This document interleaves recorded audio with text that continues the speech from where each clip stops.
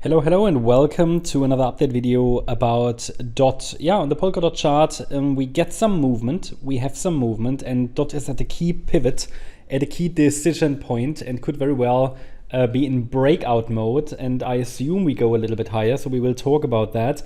But overall, looking at the bigger picture first, not much has changed. You might remember from previous videos that my idea is that from this region here, a larger recovery could begin, which would be characterized as wave C in wave 2, which is the bearish count, which means I'm not necessarily expecting all-time highs for DOT. Well, if it breaks above $26.40, we can talk, but look, in the short term, it doesn't make any difference whether I'm looking for the more bullish yellow count or the white count, because both of them allow for higher prices and a decent rally from here.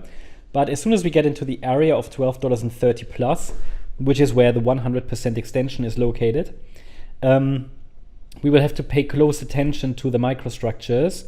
And if, for example, we already have a 5-wave move up when we get there, then this could already be the completion of wave C. However, it looks to me as if we might extend a little bit higher than the 1230, but we will have to see how it develops. First of all, First of all, it's important to understand that the market reacted to my support area here, which I have still on the smaller time frame. And the upside momentum since that positive reaction to the support area is not broken. So we can still see the price go up a little bit higher here. And the idea is that what could happen here is a wave 1, a wave 2, a wave 3, 4, 5. So to avoid any misunderstandings, or to prevent any, it takes a break above certain resistances that I have shown on the 1-hour time frame to make this bullish move to the upside more likely. I think we're getting there, but to really confirm that a substantial low has formed here in August, on the 5th of August, I need to see all these 5 waves completed.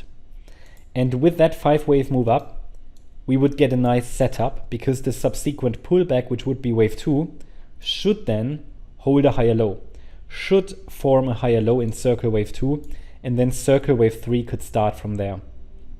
That would be wave 3, then another 4-5 pattern, and we could be done. But there's a lot of work to be done for the bulls, which means at the moment, key is that we now stay above the red line anyway. So on the daily chart, that's relevant. That is the $3.55 level, $3.60 level. But there are levels on the smaller time frame that we're using and the micro counts to track this third wave to the upside. But it requires the completion of all 5 waves in circle 1 to really confirm that wave B here has bottomed on the 5th of August. Now let's take a look at the smaller time frame. Yep, this is it. And we can see that the price formed the 1-2 setup, completed the correction here possibly at around 385. That was around the 78.6 retracement of the support area. And then we've seen a rally. And that rally is noticeable, but it is in 3 waves at the moment. So it requires a little bit more evidence really for a more bullish confirmation, or a confirmation of the bullish scenario. But at the moment, the momentum is still up. So there is not even on the smaller time frame an indication that we have topped, and we are about to break, or we're trying to break here above this $4.83 level, which is the 78.6 retracement. Okay, we've broken already above it, but being 2 cents above it doesn't really constitute a sustained break. But as we go higher, the white count obviously gains traction and will become more probable. And the third wave, as shown here, should get to $5.92. Now that shouldn't be any surprise to anyone, because we talked about these levels before. So to consider this a third wave, it needs to get to 592. If it does, I can add support for this white 4th wave.